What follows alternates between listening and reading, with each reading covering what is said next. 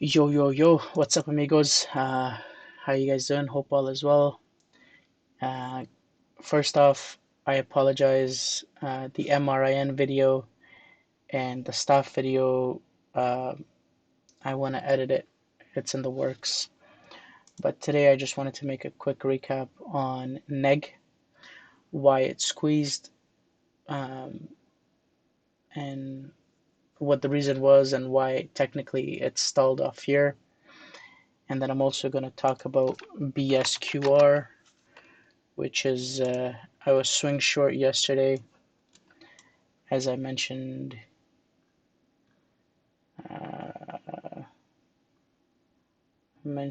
somewhere here. Yeah, I was swing short Bsqr. I was anticipating the offering, and the same thing with MRIN. We thought it would do, so that's what it is. So that's what the video is going to be about. Stay till the end. If you see it beneficial, click like, subscribe if it benefits you. Getting straight to the point because I want to make it quick, and it's also going to be my recap. I am pushing myself to recap so that it helps me.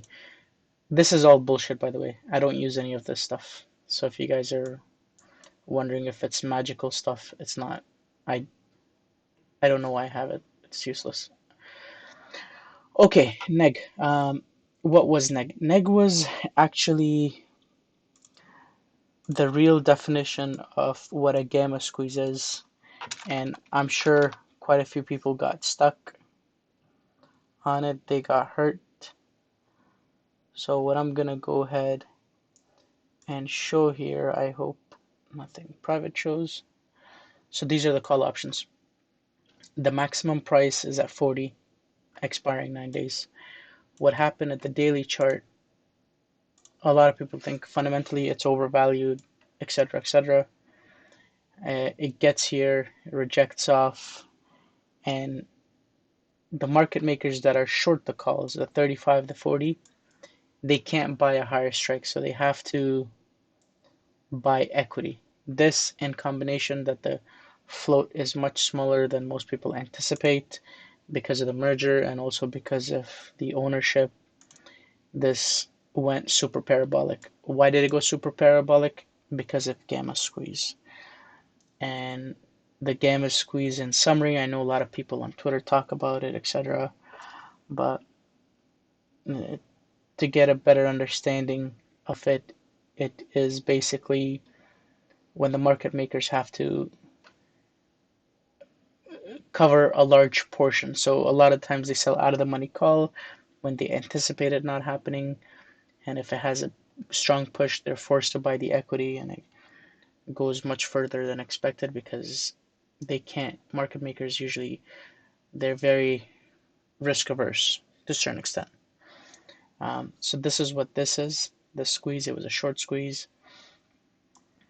um, and I didn't short this name to be honest. I did get some puts at around here. I had no interest in shorting it. If you guys followed me long enough, you know I am a fundamental filing trader unless it has dilution or an offering play. Even offering plays I don't touch anymore. Um, like it has to have dilution and potential offering. I like those now.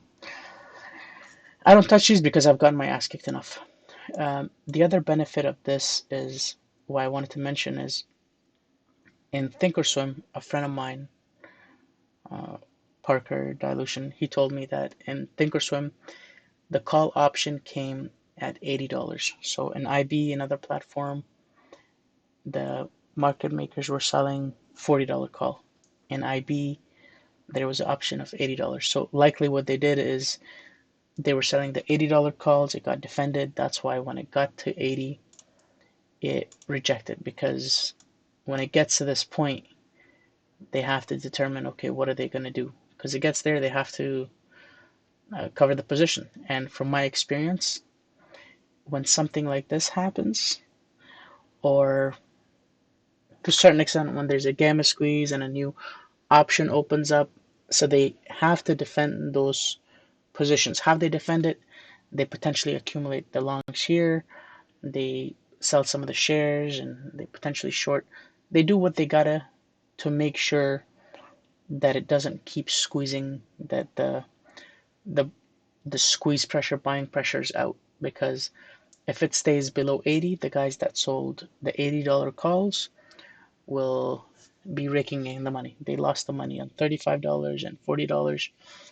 That's what happens. And without going really deep into it, I will make another video on this. I think it may benefit people.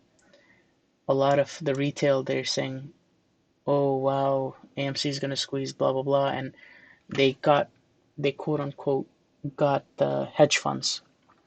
They lost a lot of money. What they don't realize is the hedge fund people made crap load of more money. When something like this happens, they long the equity and then they sell the crap load of calls, $70, $60 calls, and they're net short that position. So they probably made a lot more than they did. No, I don't want to say a lot more, but they made a lot more of the returns from selling the call premiums. Retail kept buying the call premium, call premium, call premium.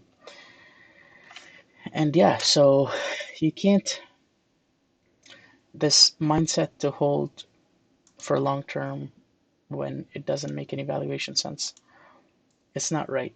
And it fades when the relative volume is weaker.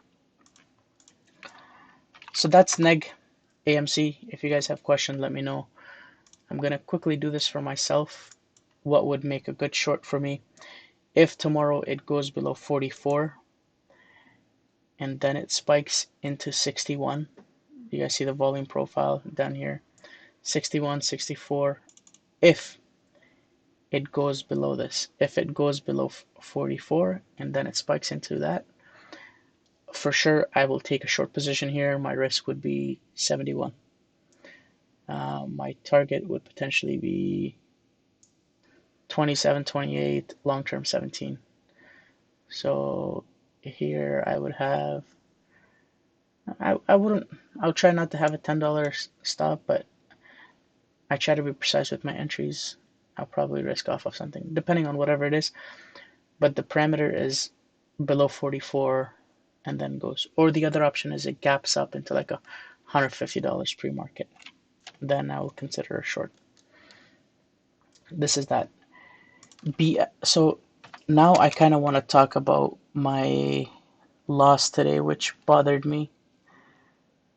I'm sorry I tried to make this video short. Xela, yeah. So the good trade I had is Bsqr, but I'm not going to talk about that because I'm doing this so I could learn from my mistakes in my recap.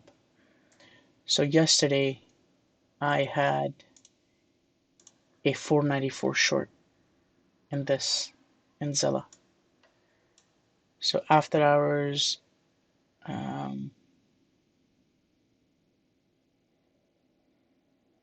I have a 490 short? I don't know. I think I did, yeah. I had a really good short. Yes, I did. Yeah, after hours I shorted into the 294s and yes, 294. So I had a short here. They announced an ATM. It goes down. I feel very confident. I'm adding here. I added here. And it washed. And my objective was just to hold it for a few days because I figured the ATM, they would dilute it and it would keep going. That's what I thought. The other reason is because it pushed with MRIN, and the stock pushed with MRIN, Xela, and BQSR. Okay, so my mistake, this is my first time doing this, so you guys gotta be patient with me, please. I want to recap for myself. So I'm in the money and I'm adding. I added heavily, I think around here and also around here, probably a lot more here. Goes into the money. The mistake in hindsight is I didn't have a stop because even when I added heavy here, my average was like 285, 86 because I had a 295 average, and I added here. I think I did cover somewhere along this, but 1/10. And my objective was to do tier 1, tier 2, tier 3. And here, I didn't know what my stop was. And this hit the 2 standard deviation. Okay, so in hindsight, I should have stopped out about 261. But my head wasn't clear. I thought ATM liquidity event and it's just going to wash. So this should have been my stop in the money. But too much conviction. All the other names were washing. So that's a mistake. How can I? So I'm going to go what I did good. Added into the money. Added tier 1, tier 2, tier 3s. All good. What else I did good? As I came here, I'm just going to go to the good. As I came here, I covered. I messed up here. I'll talk about that, but I covered here. And then I took another short at 330 and I covered some here. So I waited for the hyperextensions to short. That's the good. The bad part, I didn't have a stop because I had so much ego that I didn't think, and a good average that I didn't think it would go against me. And I was relatively sized in. I was sized in good amount.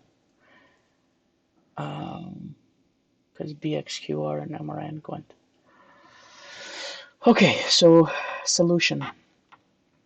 So what I did bad is I didn't have a stop here. I was in the money. Worst case scenario, because I had 1.2 million shares available to short, I should have had a break-even stop. Should have had a break-even stop. Or the other thing I could do is I could have had a trail stop, a 7-minute trail stop. That's what the improvement. And that's the improvement. So what am I gonna look for tomorrow for a short on here? So what I like here is either I'm being biased or not, and you guys can let me know. I think above 315 should have been a liquidity spot, like a short squeeze spot. And above here too, 311, say something. If there was a lot of shorts, because this stock dumped the ATM, and I think it increased the ATM or something as well. They just announced that today. So there's new shorts in here for sure. But if it stays below 310, 309, I like that for a short. So that's what I'm looking at tomorrow. Ideally, it goes below 268 and then spikes I'm shorting. Or the other scenario, I hope this doesn't happen because I do am short, but I'm short a little bit. The other scenario that I like is if it pre-market gaps up into 4.50 or $4 or something crazy like that. Let's see if I can find the volume profile for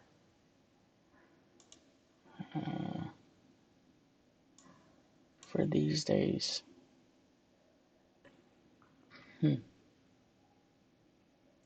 572. Okay. So this day, 572. So I'm going to draw some lines here. This is really good. I don't usually do this. So we have 5722. We go up a standard deviation. So that's an important line. Let me draw that again. I guess that's the other important thing. This is a good thing from ADF. You look at the VWAP standard deviation. You can see it up here, the VWAP. Okay. That's there. And I guess here's the other spot.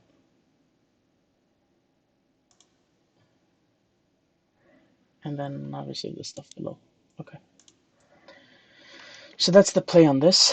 Bsqr for tomorrow. I was yeah, this was the name that I was short. Sorry. This was the name that I was short into the close as well. Yeah. Yesterday I had a good short on here.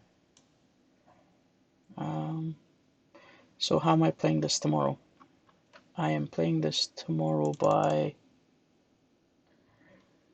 discontinuation. Pushes into